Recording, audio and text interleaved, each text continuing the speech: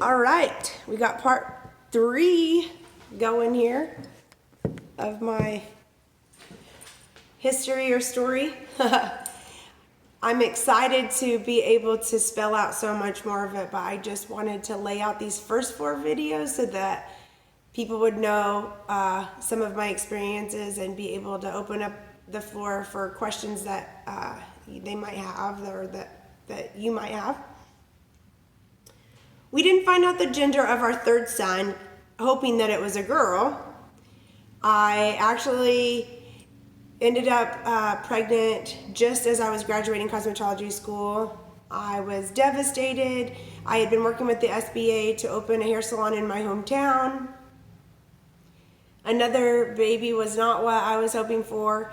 We already thought in our mind that we would just have 2 kids right away, and that maybe we'd do this whole all-American family thing and have 1 son and 1 daughter and just have them close together.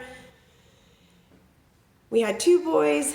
Then when I was on bed rest, I was always very sickly during pregnancy and struggled with preeclampsia, which is pregnancy-induced hypertension. It puts the mom and baby at risk. I ended up on bed rest, and the little gal that came in to do the sonogram asked what the boy name that I'd chosen was, and I remember being devastated.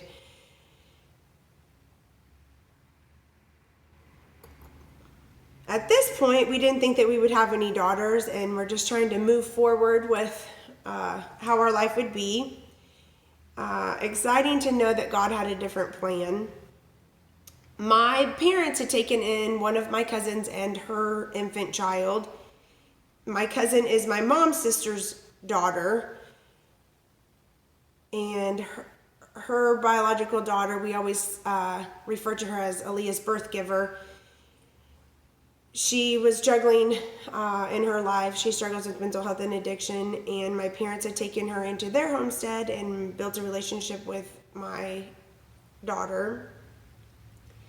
And at some point, it was necessary for us to set up for durable power of attorney, and we had watched her a lot during her infancy. Then by the time she was 9 months old, we had her in our homestead permanently, although it was a process working through the system of fostering to adopt. At that time, we had 2 sisters who were teenagers that we would often use as babysitters. We had another set of teenage girls that had babysit our kids even when they were younger, and they went on to college, and then Haley and Allison came into the picture. One afternoon, I was working at my shop in my hometown, and the younger of the 2 girls, Haley, came in and said, "Hey, Amber, I need a place to stay. There's been an incident at home with their dad." And of course, I was used to having them at our home. They were always helpful and babysat and rarely said no, and so they were a big part of our life already.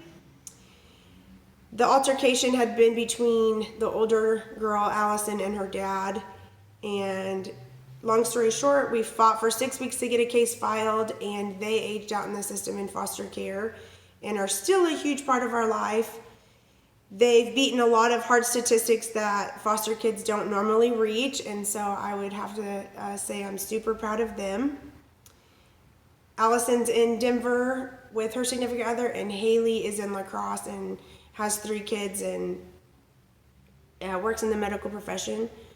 Aaliyah's adoption became final when she was 5 years old, and we had already moved to Salina.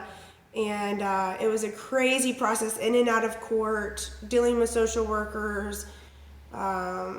Yeah, I mean, I could talk for hours on that part of our journey, and look forward to sharing more about that in the future.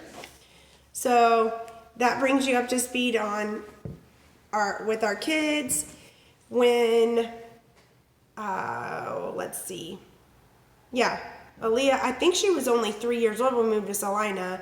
So we licensed the townhouse that we first leased, and we had it licensed to foster because they come and do an inspection and all that. And then the next step was opening our salon location here, which we had worked on a lot of preparing prior to moving to Salina to get that all underway and to sell our homestead that we had in La Crosse, which we thought we were going to raise our kids in, and decided that a new journey was underway. And I'll tell you about that in my fourth and final video.